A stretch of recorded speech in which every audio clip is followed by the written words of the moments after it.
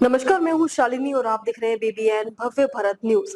चलिए शुरू करते हैं आज की मुख्य खबरें। सियासत के सबसे बड़े खिलाड़ी मोदी शाह इंडिया ब्लॉक में बिखराव के बीच मिशन यूपी पंजाब पर फोकस। आज एनडीए बैठक। बीते 12 साल में पीएम नरेंद्र मोदी और गृह मंत्री अमित शाह ने भारतीय सियासत को बदल कर रख दिया है। दोनों की सियासी रणनीति की वजह से ही बीजेपी की अगुवाई वाले एनडीए ने केंद्र से लेकर कई राज्यों में सत्ता हासिल की है। प्रधानमंत्री नरेंद्र मोदी और केंद्रीय गृह मंत्री अमित शाह मिशन 2027 से पहले बीजेपी के संगठनात्मक ढांचे में बदलाव करने वाले हैं। इसे लेकर बीजेपी के शीर्ष नेताओं की जून से लेकर अब तक कई बार बैठकें हो चुकी हैं। शुक्रवार को भी मानसून सत्र से पहले रक्षा मंत्री राजनाथ सिंह के घर पर संसद से जुड़े मंत्रियों के समूह की बैठक हो सकती है। इस समूह में बीजेपी और उसके एनडीए सहयोगियों के केंद्रीय मंत्री शामिल हैं। माना जा रहा है कि बीजेपी के संगठनात्मक ढांचे में बदलाव के साथ साथ मोदी और शाह अब 2027 में होने वाले उत्तर प्रदेश और पंजाब विधानसभा चुनाव पर फोकस कर रहे हैं। पश्चिम बंगाल और बिहार विधानसभा चुनाव में बीजेपी की जबरदस्त जीत के बाद मोदी और शाह की रणनीति पर एक और मुहर लगा दी है। पीएम मोदी ने तो मिशन 2027 के लिए बकायदा आगाज भी कर दिया है।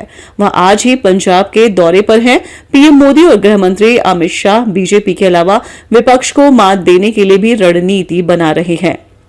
20 जुलाई से शुरू हो रहे संसद में मानसून सत्र में ऐसी चर्चाएं तेज है कि सरकार महिलाओं के लिए कोटा देने के मकसद से लोकसभा और विधानसभा सीटों की संख्या बढ़ाने के लिए संविधान संशोधन बिल फिर से ला सकती है।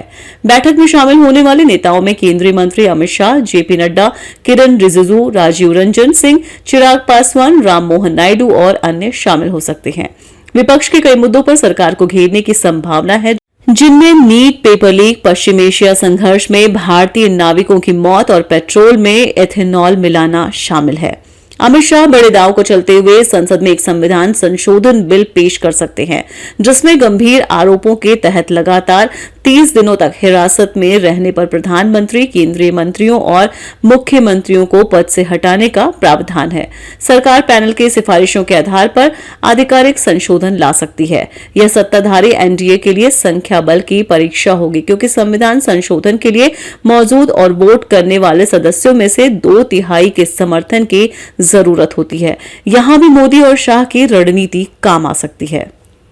तो अभी तक के लिए इतना ही। मैं शालिनी आपसे विदा लेती हूँ। अगली खबर में फिर मुलाकात होगी एक और खास खबर के साथ। तब तक के लिए बने रहिए बीबीएन भव्य भारत न्यूज के साथ। नमस्कार।